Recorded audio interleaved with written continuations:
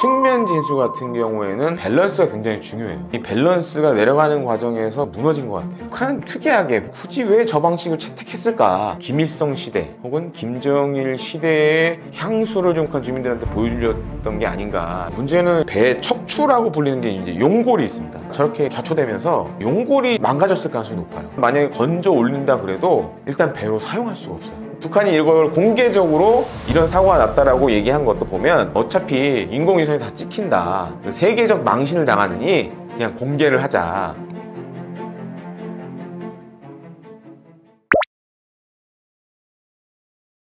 그러니까 북한이 뭐 올해 이제 최연함부터 시작해서 대략 배수량 4,000에서 5,000톤급의 이제 신형 구축함들을 건조를 하고 있어요. 근데 이번 함을 건조하는 과정에서 보통 이제 측면 진수라 그러는데 배를 이제 옆으로 이렇게 바닷물에 띄우는 방식으로 이제 진수를 했어요.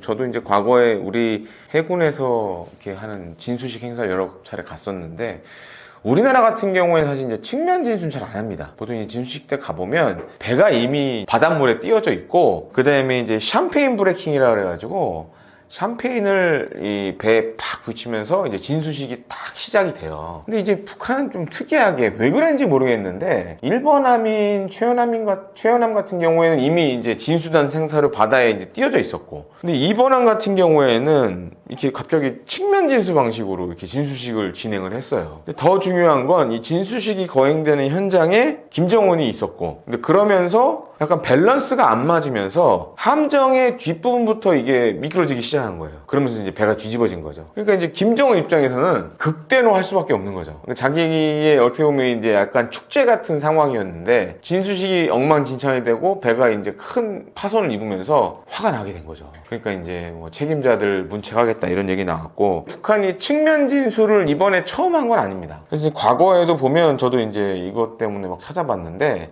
과거에 이제 일본의 그 제1교포들을 북송하는 데 사용됐던 이제 만경봉호가 92년도에 이제 진수했었는데 그때도 이제 측면 진수 방식으로 한번 했었어요. 그래서 이걸 왜 했을까 이제 따져보면 약간 이제 뭐 김일성 시대 혹은 김정일 시대의 향수를 좀 북한 주민들한테 보여주려던 게 아닌가 싶기도 하고 그 다음에 이제 김정은 본인이 원했을 수도 있죠. 약간 이제 기존에 없던 방식으로 좀 멋있는 행사를 좀 해보고 싶다라고 좀 생각을 해서 이런 많은 리스크를 안고 측면 진술한 게 아닌가 이렇게 보여지긴 합니다.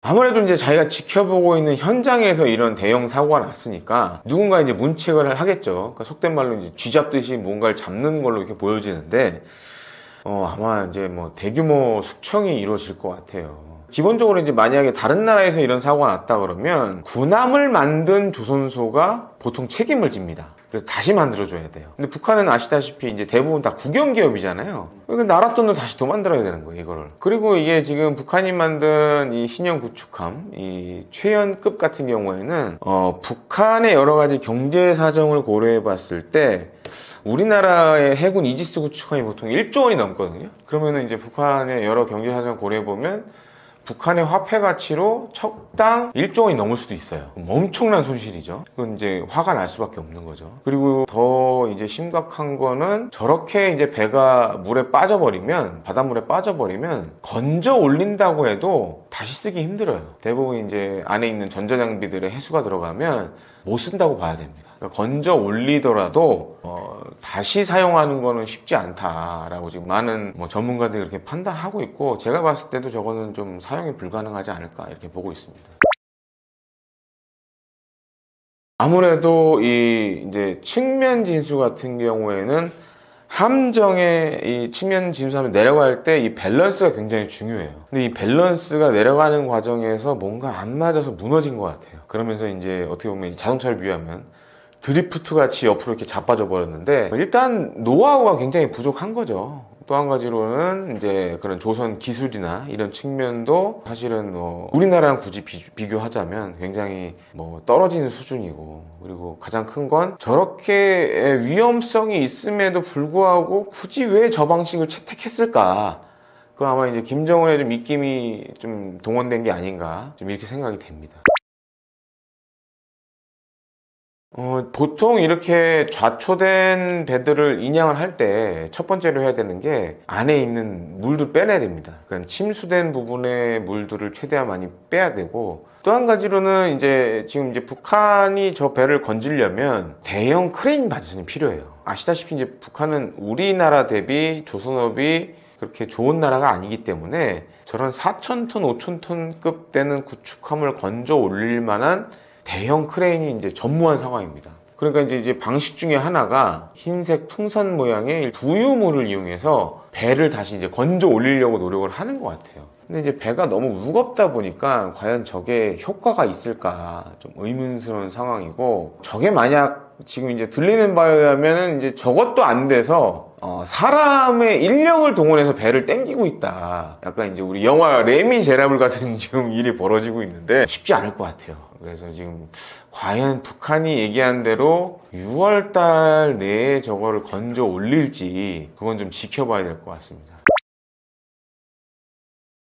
문제는 이제 보통 배에 보면 배 척추라고 불리는 게 이제 용골이 있습니다. 지금 우려되는 것 중에 하나가 저렇게 좌초되면서 용골이 지금 망가졌을 가능성이 높아요. 그럼 만약에 건져 올린다 그래도 일단 배로 사용할 수가 없어요. 제가 앞서도 얘기했지만 이제 각종 이 지금 이제 최연급에 장착된 뭐 무장이라던가 전자장비 이런 것들은 해수가 들어가는 순간 이미 다 망가져 버렸고, 그래서 이제 저도 이제 이 일 때문에 해군 관계자나 조선업계 관계자들하고 이제 접촉을 해서 얘기를 좀 들어봤는데, 최악의 경우는 만약에 지금 인양하는 방법들이 다 안 된다 그러면 폭파 해체하는 방법밖에 없어요. 그러니까 지금 이제 저렇게 누워져 있는 배에 폭약을 달아서 이제 터트리는 방법밖에 없는데, 지금 잘 보시면 이제 전 세계의 상업용 정찰 위성, 뭐 군용, 상용할 거 없이 지금 사고가 일어난 청진을 거의 매일 몇 시간 사진을 찍고 있어요. 그러니까 이제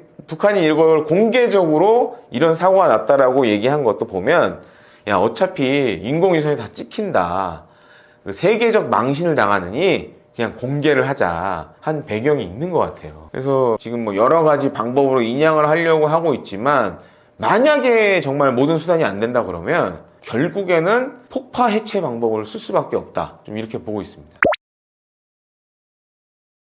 일단 경제적으로 엄청난 손실을 입은 거죠. 그러니까 한 뭐 척당 1조 원, 북한 경제 규모로 봤을 때 한 척당 1조 원 넘는 배가 무용지물이 돼버렸다. 지금 어쩌면 이제 고철이 될 수도 있다라는 게 가장 크고, 또 한 가지로는 뭐 조선 이런 것들은 사실 우리보다는 상대적으로 좀 낙후되어 있는 상황이고, 그럼에도 불구하고 김정은이 저렇게 무리를 해서 이제 배를 만드는 거는 아무래도 이제 약간 본인의 치적을 쌓기 위한 용도가 아닌가. 그리고 북한의 군사력이나 경제력을 고려해 봤을 때는 굳이 저런 배가 필요하지 않은데, 그러니까 일종의 이제 대외 과시용이라고 할 수 있죠. 그리고 이제 군사적으로 사실은 저런 큰 배 같은 경우에는 우리 입장에서 봤을 때는 굉장히 손쉬운 표적이에요. 우린 저런 최연함과 같이 큰 배를 때릴 여러 가지 무기 체계를 갖고 있거든요. 그럼에도 불구하고 북한이 저걸 한 걸 보면 약간 김정은의 그런 취향이 좀 섞여 있는 게 아니냐, 그런 것들이 강조되다 보니 저런 기괴한 물건이 나온다라고 밖에 볼 수밖에 없는 것 같습니다. 권력에 대한 불안함도 있고, 기본적으로 제가 이제 김정은 집권 이후 이렇게 살펴보면 굉장히 약간 이제 밀리터리 매니아적인 기질이 있어요. 이제 열병시대 이런 등장하는 무기들을 보면 어디서 많이 본 듯한, 해외에서 많이 이제 유명한 무기들을 짜집기를 해서 막 여러 가지를 만들고 있어요. 이런 것들을 보면 이게 단순히 좋아한다는 측면을 넘어서 굉장히 이제 북한의 그런 무기 개발에 직접적인 영향력을 행사하고 있는 거 아니냐, 이렇게 보여지기도 합니다. 마침 녹화한 날이 이제 새 정부가 들어선 날인데, 지금 이제 뭐 새 정부에 많은 뭐 기대도 있지만, 사실 이제 처해 있는 현실이 이렇게 녹록치가 않습니다. 특히 이제 외교 안보적으로 우리가 다뤘지만, 이제 주한미군 뭐 일부 병력의 철수라든가, 방위 분담금 압박, 그 다음에 이제 사실 이제 미국은 이제 노골적으로 한국에 대해서 이런 요구를 하고 있거든요. 중국과 좀 친하게 지내지 말아라, 이런 요구들이 있는데, 근데 이제 중국은 어떻게 보면 우리 가까운 곳에 있는 나라잖아요. 그렇다고 해서 우리가 이제 뭐 물론 이제 굳건한 한미 동맹이 중요하긴 하지만 미중 사이에서 적절한 균형감을 갖고 가야 될 수밖에 없는 상황이에요. 그런 측면에서 지금 새 정부가 겪어야 될 어려움이 상당히 많은 걸로 보여지고, 이런 어려움을 극복하려면 사실 뭐 많은 국민들의 지지와 성원이 필요한 상황입니다. 그래서 보통 이제 새 정부가 출범하면 보통 허니문 기간이 있잖아요. 한 6개월 정도 이제 허니문 기간이 있는데 그 기간을 통해서